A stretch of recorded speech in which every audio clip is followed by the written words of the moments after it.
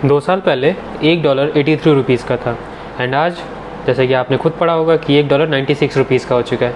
मतलब सिर्फ last 2 years में डॉलर की वैल्यू इंडियन रुपीज़ के टर्म में लगभग 14% बढ़ चुकी है, या मैं कहूँ तो हमारा जो रुपया है वो 14% गिर चुका है। मतलब 2 सालों में हमारे रुपए की वैल्यू 15% कम हुई है, 14 से 15% कम हुई है। And if you are planning to buy an iPhone, अगर आप आईफोन खरीदने जा रहे हो या आप कोई फॉरेन ट्रिप प्लान कर रहे थे, तब आप इनडायरेक्टली आप ज़्यादा पैसे पे करोगे। जो ट्रिप आप सेम 1 लाख रुपए में कर सकते थे, अब उसके लिए आपको लगभग 1,20,000 रुपये सेम चीज़ों के लिए खर्चे करने पड़ेंगे। क्यों? क्योंकि हमारा रुपया डिप्रिशिएट कर रहा है, हमारी करेंसी जो है वीकर हो रही है। तो द रियल क्वेश्चन इज़, क्या इससे हमें कुछ एज ए इन्वेस्टर कुछ फ़र्क पड़ेगा?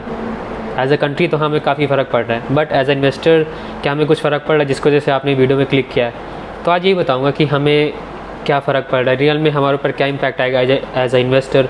हम लोग जो रिटेल इन्वेस्टर हैं, हम लोग को क्या फ़र्क पड़ने वाला है एंड अभी क्या करना चाहिए जिससे हमारे जो इसका इम्पैक्ट हम पे कम पड़े एज अ इन्वेस्टर। तो वो सारी चीज़ें बताने का ट्राई करूँगा एंड मेनली समझाऊँगा कि रुपया गिर क्यों रहा है एंड इससे हमारी पॉकेट पे क्या असर पड़ने वाला है। एंड सबसे इम्पॉर्टेंट कि अभी आपको मार्केट में क्या करना चाहिए। रुपये डिप्रिशिएट हो रहा है तो how you can save your money, कैसे आप अपने पैसे को डिप्रिशिएट होने से बचा सकते हो, ऐसे क्या एसेट क्लास है जो अभी बाई कर सकते हो। ये सारी चीज़ें बताने का ट्राई करूँगा, तो वीडियो आखिर तक जरूर देखिएगा। चलिए वीडियो शुरू करते हैं। सबसे पहले बात करते हैं रुपये गिर क्यों रहा है। रुपये लास्ट 2 ईयर्स में 15% से ज़्यादा डिप्रिशिएट हो चुका है।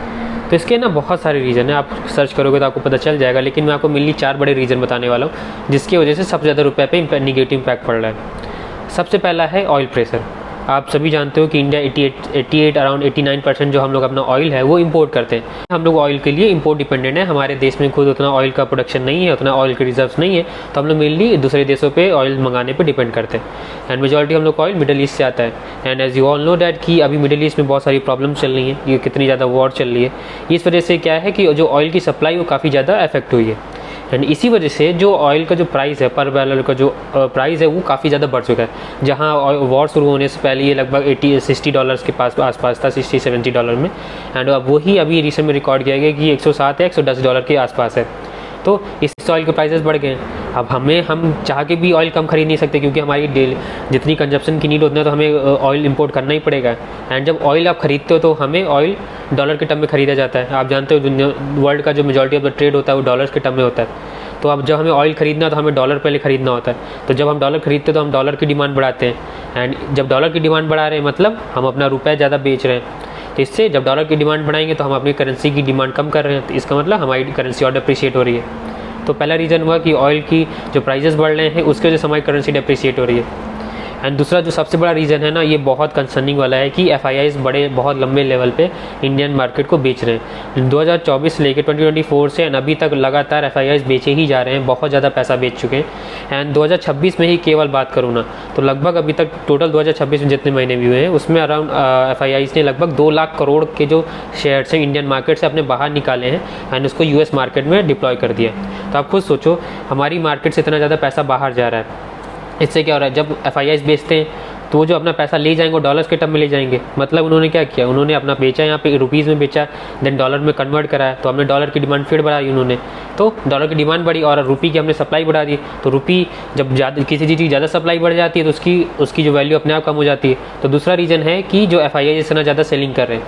पहला रीज़न हुआ कि ऑयल का प्राइस जो बढ़ रहा है उस वजह से हमारी रुपीज़ की वैल्यू डिप्रिशिएट हो रही है। दूसरा रीज़न है कि जो FIIs इतना ज़्यादा बेच रहे हैं उस वजह से हमारे रुपये की वैल्यू डिप्रिशिएट हो रही है। रीज़न है जो सबसे काफ़ी इंपॉर्टेंट रीज़न है वो है US tariff. As you all know that कि ट्रंप ने बहुत ज़्यादा इंडिया पे टैरिफ लगाना शुरू कर दिया है। इतने ज़्यादा टैरिफ लगा रहे हैं हमारे ऊपर कि हमारे जो एक्सपोर्ट हैं बहुत बड़े लेवल पे अफेक्ट हो रहे हैं। जैसे हम लोग मेजॉरिटी जो US में जो चीज़ें एक्सपोर्ट करते हैं वो अपनी IT से सर्विस है। एंड हमारे जो ऑटो पार्ट्स हैं वो हम लोग एक्सपोर्ट ज़्यादा करते हैं। एंड हम लोग जो ज्वेलरी का सेगमेंट है उसमें काफ़ी ज़्यादा एक्सपोर्ट करते हैं। लेकिन अब क्या है, जब टैरिफ बढ़ जाएंगे तो हमारे एक्सपोर्ट अफेक्ट हो रहे हैं। एक्सपोर्ट अफेक्ट हो रहे हैं मतलब हमारे पास डॉलर का इनफ्लो काफ़ी कम हो गया एंड रुपये पे प्रेशर बढ़ता जा रहा है। इससे क्या हो रहा है कि रुपये और डिप्रिशिएट हो रहा है, क्योंकि हमारी करेंसी वीक होती जा रही है and dollar day by day strong होता जा रहा है। एंड चौथा रीजन है जो कि काफ़ी ज़्यादा इफेक्ट कर रहा है वो है strong dollar day by day strong होता जा रहा है। यूएस में जो इंटरेस्ट रेट है इस समय काफ़ी ज़्यादा हाई पे है। तो जितना भी वर्ल्ड का जो मनी है वो ग्लोबल मनी अभी यूएस में मूव कर रहा है। इस वजह से क्या हो रहा है कि जो डॉलर की जो डिमांड है ना वो बढ़ती जा रही है। एंड डॉलर की डिमांड बढ़ती जा रही है। जो दुनिया भर के जितने इन्वेस्टर्स हैं, FIIs हैं, उनको लग रहा है कि अभी US में ज़्यादा अच्छी ज़्यादा ग्रोथ आ सकती है, तो उन्होंने वो अपना पैसा वहाँ डाइवर्ट कर रहे हैं। तो पैसा तो लिमिटेड है, तो वो अपना पैसा क्या करें, जितने इंडिया जैसी इमर्जिंग मार्केट है सबसे पहले पैसा निकाल लें। इसलिए हमने देखा कि 2026 में जो फॉरेन इन्वेस्टर हैं उन्होंने लगभग अपना 2 लाख करोड़ रुपए इंडिया से निकाल चुके हैं एंड US मार्केट में पैसा जा चुके हैं। इससे क्या हो रहा है कि हमारे रुपए और ज़्यादा डिप्रिशिएट हो रहा है, क्योंकि हमारे रुपए की वैल्यू का डिमांड कम हो रही है। जब डिमांड कम हो रही है तो वैल्यू कम हो जाती है। डिमांड एंड सप्लाई हमेशा हर जगह काम करता है। तो ये 4 रीज़न थे जिस वजह से हमारा रुपया बहुत तेज़ी से गिर रहा है। चलो अब बात करते हैं कि इससे हमारी लाइफ में क्या इम्पैक्ट पड़ने वाला है। आप ये मत सोचिए कि ये सारी चीज़ें बस न्यूज़ वाली हैं, ठीक है। ये आपके पॉकेट पे बहुत ज़्यादा असर डालने वाली हैं, क्योंकि बहुत बड़े लेवल पे अभी महंगाई चलने वाली है। तो आपको बहुत तेज़ी से पता चलेगा। अभी तक तो चुनाव थे तो गवर्नमेंट ने ऑयल प्राइसेस नहीं बढ़ाए, लेकिन अब देखिएगा within a week government बहुत तेज़ी से प्राइस बढ़ाने वाली है ऑयल के, एंड काफ़ी अच्छे लेवल पे प्राइस बढ़ेंगे एंड सारी चीज़ें के प्राइस बढ़ने वाले हैं। सबसे पहले क्या होगा, इन्फ्लेशन बहुत तेज़ी से बढ़ने वाला है। क्यों बढ़ेगा? क्योंकि जब ऑयल महंगा हो रहा है तो मतलब ट्रांसपोर्टेशन महंगा हो रहा है, एंड आपको भी पता है कि सारी चीज़ें ट्रांसपोर्टेशन पर डिपेंड करती हैं, क्योंकि ट्रांसपोर्टेशन मतलब सब सप्लाई आपके तभी तो होगी ना। आपके शहर में कोई भी चीज़ें आती हैं फैक्ट्री से तो वो किसी न किसी ट्रांसपोर्ट से ही आ रही है।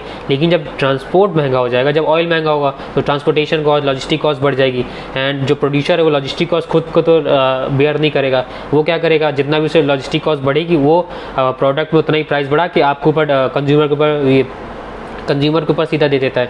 क्या हुआ, मानिए अगर पहले कोई सामान आपको 100 रुपये का मिलता था, लेकिन और उसमें लॉजिस्टिक कॉस्ट उसको 10 रुपये खर्च आती थी, लेकिन अब अगर उसका लॉजिस्टिक कॉस्ट 20 रुपये हो गया तो ये जो एक्स्ट्रा 10 रुपये आ रहा है ये प्रोड्यूसर खुद के ऊपर थोड़ी ना लेगा। वो सिंपल सा आपको वो प्राइस 10 रुपये से बढ़ा देगा। अब जो सामान आपको 100 का मिलता था अब वो 110 का मिलने लगेगा। तो प्रोड्यूसर कभी खुद पे कोई भी चीज़ें नुकसान नहीं लेता, वो आप पे सीधा पास ऑन कर देगा कि आप पे करो।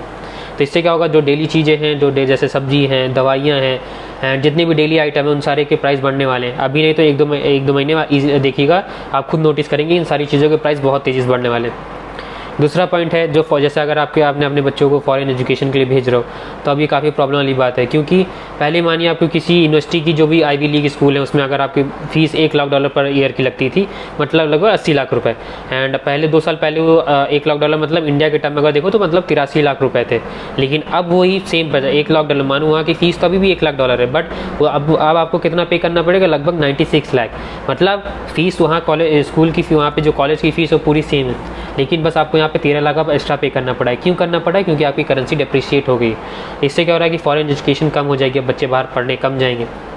एंड तीसरी चीज़ जो बहुत ही ज़्यादा इफेक्ट करेगी आपको वो है आपका हिडन टैक्सेस। हिडन टैक्स मतलब क्या बता रहा हूँ, इसके ये मानिए पहले आप 50,000 रुपये कमाते हो पर मंथ, अब आपके खर्चे ना बढ़ेंगे।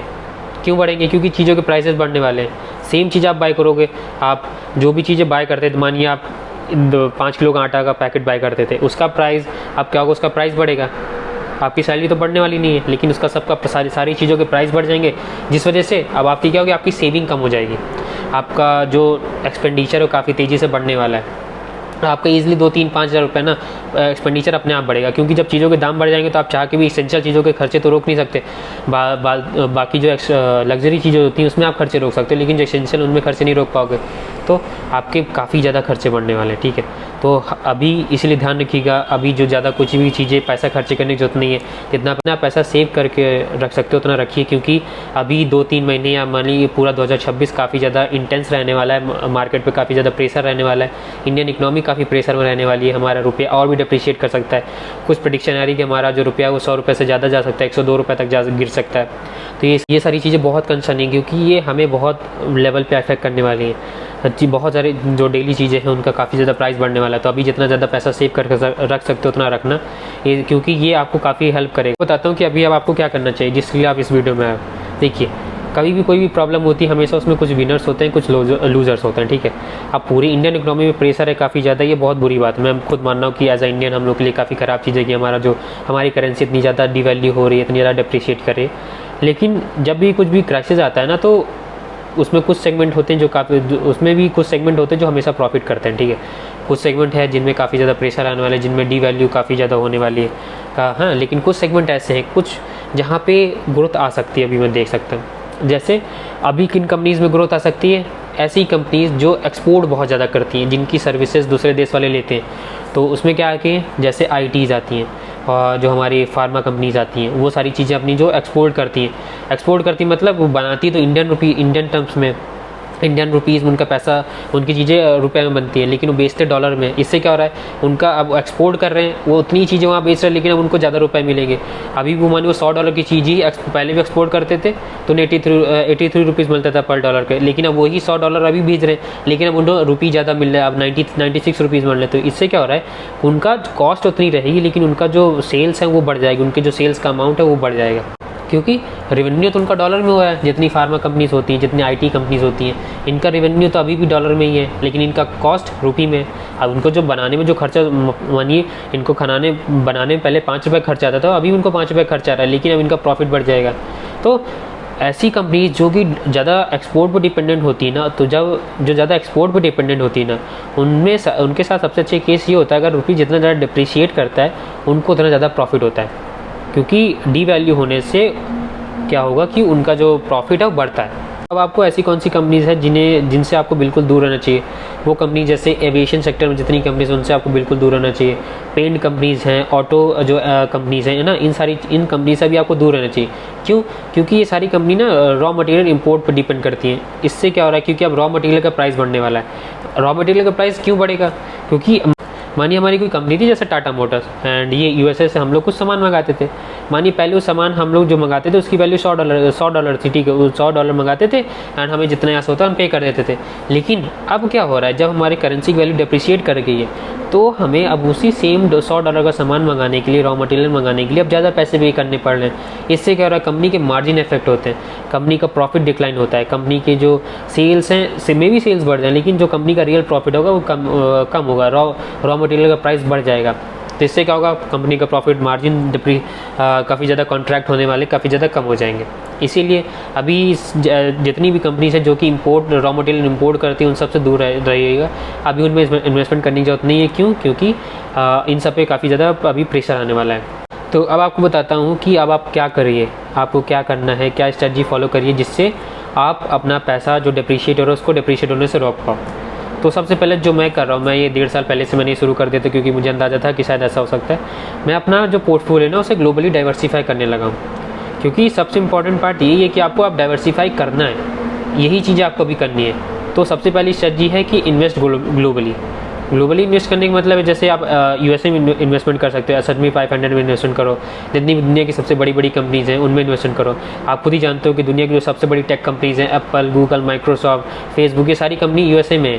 तो अगर आप टेक कंपनीज में पैसा लगाना चाहते हो तो आपको USA में पैसा लगाना चाहिए, क्योंकि इंडिया तो दुनिया की बस 3 से 5% मार्केट है, मेजॉरिटी मार्केट तो USA में बाहर है। तो आपको ग्लोबली भी डाइवर्सिफाई करना चाहिए, क्योंकि इससे ना आपको 2 बेनिफिट होंगे।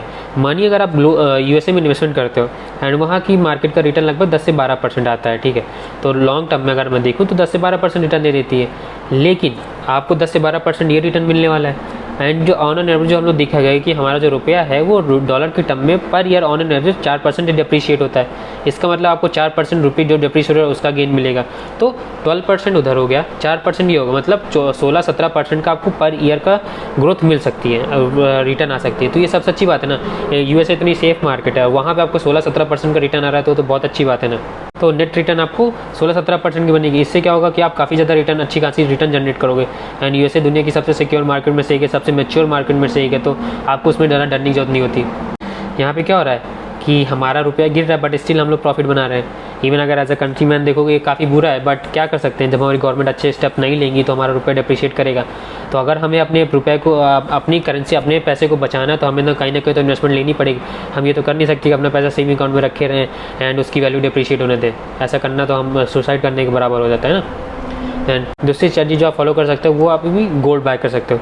इवन मोदी जी कह रहे हैं कि हाँ गोल्ड मत खरीदिए, एंड उसका रीज़न भी है कि गोल्ड की जो वैल्यू होती है वो डॉलर के टर्म में हमेशा डिफाइन करी जाती है। वो आप सब जानते हो कि गोल्ड की वैल्यू हमेशा डॉलर के टर्म में होती है। तो गोल्ड हमेशा एज अ हेज की तरह काम करता है। तो मैं आपको रिकमेंड करता हूँ कि अगर आप अभी बाय करना चाहते हो तो आप गोल्ड बाय कर सकते हो। क्यों? क्योंकि क्या होगा कि गोल्ड की वैल्यू फिक्स होती है, गोल्ड की वैल्यू डॉलर के टर्म में पेग है तो कोई प्रॉब्लम नहीं आती। आप अभी गोल्ड की आप फिजिकल गोल्ड मत बाय करो क्योंकि उसमें मेकिंग चार्जेस होते हैं। आप गोल्ड की ETF बाय कर लो। मैं खुद अपना थोड़ा बहुत पोर्टफोलियो अब गोल्ड की तरफ डाइवर्सीफाई करूँगा, ज़्यादा नहीं 2-4% करूँगा, उतना भी मैं गोल्ड पे नहीं कर रहा हूँ। मैं ग्लोबली ज़्यादा डाइवर्सीफाई कर रहा हूँ। मेरा पोर्टफोलियो लगभग 10 से 12% ग्लोबली डाइवर्सीफाई हो चुका है एंड मैं इसे 20% तक ले जाऊँगा। एंड थोड़ा सोच रहा हूँ कि 2 से 5% तक मैं अपना गोल्ड का एलोकेशन भी अब मैं बढ़ाऊँगा अपने पोर्टफोलियो में। गोल्ड का एलोकेशन बढ़ाऊँ क्योंकि थोड़ा सा पोर्टफोलियो में मुझे लगता है कि गोल्ड का होना भी ज़रूरी है। मैं अपने पोर्टफोलियो में नहीं बाय करूँगा तो मैं पापा के पोर्टफोलियो में ज़रूर बाय कर दूँगा क्योंकि उन्हें ज़्यादा डाउन साइड में नहीं दिखाना चाहता है कि उनके पोर्टफोलियो ज़्यादा नीचे जाए। तो इसलिए आप कर सकते हो। सबसे पहले ग्लोबली डाइवर्सीफाई करो। दूसरा, गोल्ड ETF बाय कर सकते हो। गोल्ड में एज अ गोल्ड आपका हेज की तरह काम करेगा। एंड तीसरी चीज़ें जो आपको करनी है, जो कि आपको करना है कि आपको SIP बिल्कुल भी बंद नहीं करना है। मैं आपको हमेशा SIP के बारे में बताता हूँ। अगर आप SIP चलाते हो तो कोई भी SIP रोकने की जरूरत नहीं है, चाहे मार्केट कंडीशन जो हो जाए, क्योंकि इसी समय होगा कि जब मार्केट डाउन होगी तो आपको ज़्यादा यूनिट एलोकेट होंगी, तो आपको लॉन्ग टर्म में अच्छा रिटर्न बनेगा। एंड मैं आपको हिस्टोरिकल डेटा बताता हूँ 2013 से है तो अभी तक बताता हूँ। तो हर बार मार्केट बहुत बार नीचे गई है, बहुत रुपया गिरा है, लेकिन market at the end market ने अच्छा खासा रिकवर किया है और मार्केट ने लॉन्ग टर्म में अच्छा खासा रिटर्न दिया है। तो आपको कुछ भी पैनिक करने की जरूरत नहीं है। आराम से अच्छी खासा जैसे इन्वेस्टमेंट चल रही है वैसे इन्वेस्टमेंट करते रहिए। ग्लोबली डाइवर्सिफिकेशन में ज़्यादा ध्यान दीजिए। अगर नहीं पता है कैसे डाइवर्सीफाई करना है तो मुझसे कमेंट में पूछिए, मैं आपकी पूरी हेल्प करने का ट्राई करूँगा। ठीक है, पैनिक मत करिएगा। जितनी इन्वेस्टमेंट कर सकते हैं, जैसे इन्वेस्टमेंट चल रही उसे चलने दीजिए। एंड ऐसी कंपनीज़ में ज़्यादा अभी बेट लीजिए जो कि एक्सपोर्ट ज़्यादा करती हैं। उन कंपनीज में बेट ले सकते हैं, जैसे फार्मा कंपनीज़ हो गई एंड IT कंपनीज़ हो गई, उनमें बेट लिया जा सकता है। गोल्ड का हेज यूज़ करिएगा। एंड जितनी भी कंपनी अभी जो इंपोर्ट डिपेंडेंट है उनमें इन्वेस्टमेंट करने की जरूरत नहीं है क्योंकि उन कंपनीज़ अभी बहुत ज़्यादा प्रेशर रहने वाला है और उनके मार्जिन काफ़ी ज़्यादा इफेक्ट हो सकते हैं। तो आज की वीडियो यही तक। अगर आपको वीडियो थोड़ी सी वैल्यूएबल लगाओ कि मैंने कुछ वैल्यू डिलीवर करी है तो वीडियो को लाइक करिएगा, चैनल को सब्सक्राइब करिएगा। एंड किसी तरह का इन्वेस्टिंग से रिलेटेड डाउट है तो मुझसे कमेंट में आप पूछ सकते हो। एंड कोई भी फीडबैक हो वीडियो से रिलेटेड तो कमेंट में जरूर बताइएगा। तब तक के लिए this is Dunki Singh signing off, bye bye.